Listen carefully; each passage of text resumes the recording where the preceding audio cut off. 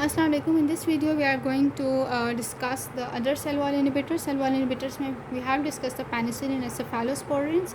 Now we will start with the other inhibitors जिसमें आ जाते हैं vancomycin और कुछ और हैं जो हम आगे पढ़ेंगे. So vancomycin is a very important drug. इसकी हर बात अलग अलग आपको पता होनी चाहिए. इससे बहुत MCQs बनते हैं एंड डिफरेंट इंपॉर्टेंट पॉइंट्स हैं इसके जो पता होने चाहिए. वैंकामाइसिन का मैकेनिज्म ये है कि it binds to D ala terminal of peptidoglycan pentapeptide side chain inhibit transglycosylation. So basically ये करता ये है कि ये जो ट्रांसग्लाइकोसाइलेशन का प्रोसेस सेल मेम्ब्रेन के अंदर हो रहा है ये उस प्रोसेस को रोक देते हैं.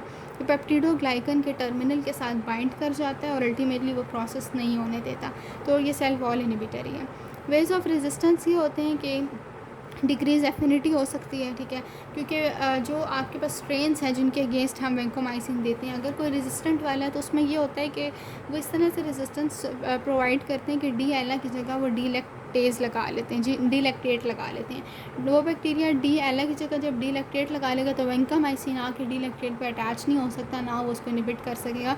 तो this is a way of resistance. Uses क्या है, MRSA के अंदर देते हैं, ठीक है, और वैंकामाइसिन को थर्ड जनरेशन सेफेलोस्पोरिन के साथ सिफ्ट्रायोक्सोन को मिला के देते हैं in the penicillin resistant pneumonia.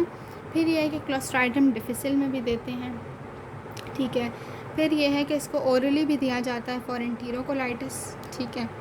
Toxic effects में chills, fever, phlebitis, ototoxicity, nephrotoxicity. Rapid infusion से क्या होता है, हिस्टामिन रिलीज़ होता है and causes a red man syndrome.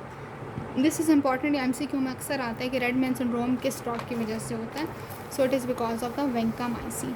Other agents आते हैं fosfomycin, bacitracin. This are not very important but हमें एक बात है, कुछ बातें हर ड्रग की पता होनी चाहिए.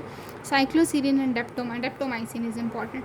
फॉस्फोमाइसिन का ये कि it inhibits an enzyme which is known as cytosolic enol pyruvate transferase, और वो एन एसिटाइल म्यूमेरिक एसिड को बनने नहीं देता जो कि पेप्टिडोग्लाइकन के लिए को फॉर्मेशन के लिए रिस्पॉन्सिबल है, तो ये बनेगा नहीं.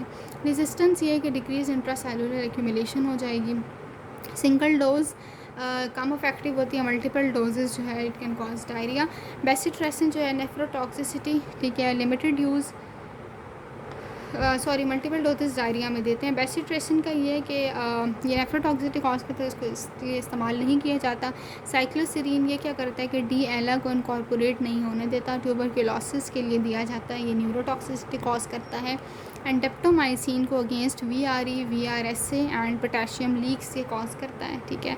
तो what is VRE, vancomycin resistant enterococci, ठीक है, can cause the myopathy. Daptomycin की ये इंपॉर्टेंट बात है कि ये मायोपैथी कॉज करता है, तो यानी कि मसल में जो है वो चेंजेस प्रोड्यूस करता है. तो क्रिएटिनिन जो फॉस्फोकाइनेज है उसके लेवल को हम मोनीटर करते हैं अगर किसी बंदे को हमने डेप्टोमाइसिन ड्रग दी, ठीक है. So next topic will be tetracycline, that will be discussed in the next video.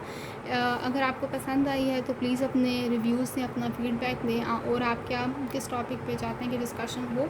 And if you guys want these notes you can contact me. Thank you.